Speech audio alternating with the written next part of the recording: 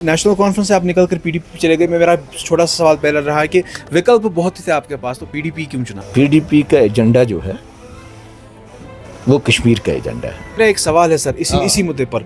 National conference ने आप खून पसीना दिया, तो आपके साथ क्या हुआ वो आपने बताया, लेकिन मैं जानना चाहूँगा कि ये इन नेताओं के साथ हो रहा है जिन्होंने बुनियाद रखी नेशनल कॉन्फ्रेंस की। आम लोगों के साथ वादे किए गए, मैनिफेस्टो है सामने, तो आप मानते हैं कि आम लोगों के साथ क्या रवैया अख्तियार करें? आम लोगों के साथ जो कुछ होने वाला है वो आहिस्ता आहिस्ता आप देख लेंगे।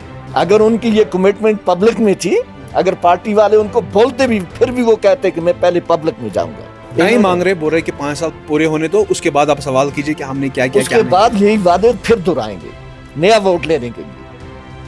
ये हर एक जानता, आप भी जानते हैं, मैं भी जानता हूं कि ये वादा वफा हो सकता है या नहीं हो सकता है। हिंदुस्तान तहलका न्यूज़ देख रहे हैं। देखिए, जम्मू कश्मीर में जिस प्रकार से जो माहौल बना है राजनीति का, फेरबदल भी हो रहे हैं और काफ़ी सारी पार्टियों से लोग जो है निकलकर अब दूसरी पार्टियों में जाना एक पुरानी रिवायत है। लेकिन नेशनल कॉन्फ्रेंस जो इस वक्त यहाँ पर सरकार में है और उनके कुछ ऐसे नेता जिन्होंने खून पसीना पार्टी को दिया और काफ़ी दशकों से पार्टी में रहे, विधायक भी रहे, लेकिन क्या कुछ उनके साथ बीता कि वो नेशनल कॉन्फ्रेंस को अलविदा करके पीडीपी में चले गए। कफीर रहमान मेरे साथ में हैं, पूर्व विधायक भी है और उत्तरी कश्मीर से ताल्लुक़ रखते हैं। नेशनल कॉन्फ्रेंस की बुनियाद रखी हुई है, लेकिन वजूहत ऐसे हुए कि इनकी मेंबरशिप नेशनल कॉन्फ्रेंस में जो है वो ख़त्म कर दिया। अभी उन्होंने पीडीपी का दामन था। सर, नेशनल कॉन्फ्रेंस से आप निकल कर पीडीपी चले गए। मेरा छोटा सा सवाल पहले रहा है कि विकल्प बहुत थे आपके पास, तो पीडीपी क्यों चुना? मैं सिंपल सा सवाल मैंने वहां पे ये बोल दिया आपसे कि पीडीपी का एजेंडा जो है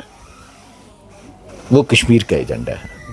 रियासत जम्मू कश्मीर, चाहे यहाँ के मुसलमान हैं, सिख हैं, हिंदू हैं, लेकिन जिसमें कश्मीरियत जो है वो झलकती है। एजेंडा तो दूसरी पार्टीज़ में भी आप देखें कहीं ना कहीं ये झलके हैं, लेकिन वो कहते हैं ना आजमूदा आजमूदन खतास्त, कि नहीं, वो आजमाए हुए लोग हैं। यहाँ पे मैंने देखा कि है एक एजेंडा जिस पे हम आगे बढ़ सकते हैं, अपने ज़मीर की बात कर सकते हैं, अपने मन की बात कर सकते हैं, और फिर एक मशावरत है यहाँ पे। वहाँ तो फैसले जो होते हैं वो 2-3 आदमी की मशावरत है, जो आजकल सिर्फ यही सोच रहे हैं कि भाई ये जो पुराना वो जिसका वो तनवीर सादिक कह रहा था, है ना, कि ये पुराना मटेरियल जो है राइट ऑफ हुआ तो ये हम कचरा जो है ये हम क्या कर रहे हैं। उसका वालिद मेरा दोस्त था, बहुत मदब्बर इंसान, सादिक अली साहब, बड़े मदब्बर इंसान और एक बहुत अच्छा स्कॉलर इंसान।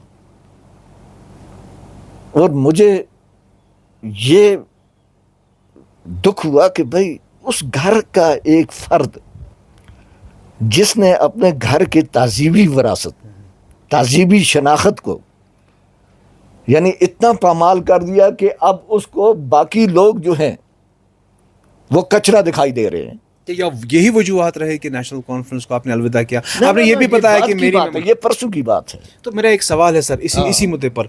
नेशनल कॉन्फ्रेंस ने आप खून पसीना दिया, तो आपके साथ क्या हुआ वो आपने बताया, लेकिन मैं जानना चाहूँगा कि ये इन नेताओं के साथ हो रहा है जिन्होंने बुनियाद रखी नेशनल कॉन्फ्रेंस की। आम लोगों के साथ वादे किए गए, मैनिफेस्टो है सामने, तो आप मानते हैं कि आम लोगों के साथ क्या रवैया अख्तियार करें? आम लोगों के साथ जो कुछ होने वाला है वो आहिस्ता आहिस्ता आप देख लेंगे। आंच या साज बयान, जो चीज़ ज़ाहिर होने वाली है उसको बयान करने की ज़रूरत क्या है। जिस तरह वक्फ बिल का हाल हुआ, इस तरह बाकी मुद्दे जो हैं उनका भी क्या हो जाएगा, सब कुछ वैसे ही होगा, है ना। स्पीकर साहब बैठे हैं, वो कहेंगे कि ये सब जुडिस है, ये वो है, वहाँ से क्या हो जाएगा।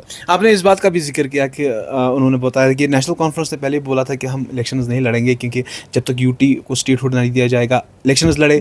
लोगों ने बहुमत से जिताया नेशनल कॉन्फ्रेंस को। तो ना मैं ये कह रहा हूँ उमर साहब ने खुद, फिर उन्होंने बोला कि पार्टी वालों ने मजबूर करके मुझे कहा कि पार्टी वालों ने किसको मजबूर किया जी? पार्टी पे इनकी बात चलती है, पार्टी की बात इन पे नहीं चलती है।